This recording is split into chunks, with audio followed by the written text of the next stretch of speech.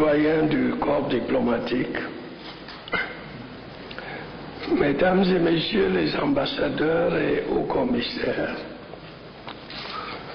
mesdames et messieurs les représentants des organisations internationales, m'adressant il y a quelques jours à mes compatriotes, j'ai longuement évoqué les conséquences de la crise pour le Cameroun. Je crois utile d'y revenir devant vous, car tous les pays, riches ou pauvres, ont été touchés à des degrés divers. Nous n'avons pas été épargnés. Nos exportations ont régressé. Les cours des matières premières ont chuté. Notre croissance a marqué le pas. Aujourd'hui, un certain nombre de questions se posent. La crise est-elle derrière nous? Peut-elle reprendre? Quand la relance interviendra-t-elle? Les grands pays qui dominent l'économie mondiale ont de toute évidence pris conscience que le monde était passé près du désastre et que des mesures fortes devaient être prises pour éviter le retour des événements à l'origine de la crise. C'est à quoi se sont attelés les participants au G8 et au G20 de Londres et de Pittsburgh.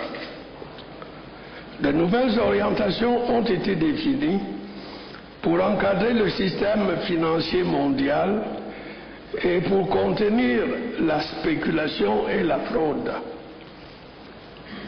Le commerce international ayant été affecté par la crise, il sera également nécessaire d'en revoir le fonctionnement pour tenir compte du risque d'un retour au protectionnisme et de la chute des cours des matières premières. Enfin, il semble qu'on ait pris la vraie mesure des problèmes du sous-développement et que l'on s'oriente vers une mobilisation des moyens pour les résoudre. Il reste à voir si la régulation en gestation et les intentions telles qu'elles se sont manifestées seront suivies des faits. L'installation du FMI au centre du dispositif en tant que régulateur du système et dispensateur des crédits paraît de bon augure, mais nous devons nous garder d'un excès de confiance, l'éventualité d'un retour aux errements précédents n'étant pas exclue. Cependant, les premiers signes d'une reprise se manifestent. Les cours du pétrole se redressent, les marchés financiers repartent à la hausse, mais avec des soubresauts. Est-ce seulement une hirondelle ou est-ce vraiment le printemps de la relance? Il est sans doute trop tôt pour répondre, mais en tout état de cause, nous devons nous y préparer sans perdre de vue que les sous-produits de la crise, l'inflation, les déficits, la dette, le chômage, devront tôt ou tard trouver des solutions. Il est permis de se demander si les dommages causés par la crise et la crainte d'une éventuelle résurgence n'ont pas fait naître chez les dirigeants des grands pays le sentiment qu'il fallait s'attaquer sans retard à la solution des problèmes dont dépend l'avenir de la planète et sortir à ce sujet du discours convenu. Si tel est le cas, d'un mal, comme le dit la sagesse populaire, pourrait surgir un bien. De fait, les grands défis ne manquent pas. la crise alimentaire qui touche 1 milliard d'êtres humains, le réchauffement climatique et ses corollaires, l'émission de gaz à effet de serre et la pollution, le risque de prolifération nucléaire, l'extension des grandes pandémies, la menace terroriste qui perdure, l'érosion de l'aide au développement, l'insuffisante représentation des pays émergents et des pays en développement dans les instances internationales, etc. Pour ne parler que de cela.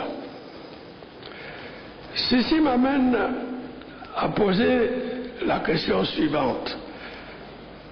Sommes-nous à la veille d'une nouvelle ère dans les relations internationales? Il me paraît que, dès à présent, certains signes se manifestent en ce sens. Les réunions du G20 qui ont élargi la concertation, non seulement aux pays émergents, mais aussi à d'autres acteurs importants de la vie économique internationale, semblent ouvrir la voie à une mondialisation plus équitable et à une meilleure prise en compte des intérêts du Sud. Les différents sommets, notamment sur la crise alimentaire, les changements climatiques, peuvent être interprétés comme de sérieuses initiatives pour prévenir les catastrophes qui menacent l'humanité, ce qui tranche avec les incantations habituelles. Bien entendu, ce grand changement, s'il se produit, prendra du temps, mais au stade actuel, il est très significatif qu'une majorité d'États adopte une attitude nouvelle face aux défis de notre époque, où l'on peut déceler les prémices d'un engagement responsable et d'une véritable volonté d'aboutir. Un autre facteur important est intervenu au cours des derniers mois. La première puissance mondiale paraît, depuis l'élection du président Obama, plus disposée que par le passé à emprunter la voie du dialogue et de la concertation. Des contacts ont été noués avec des interlocuteurs jugés auparavant infréquentables. De façon générale, l'attitude sur les grands dossiers internationaux semble plus ouverte.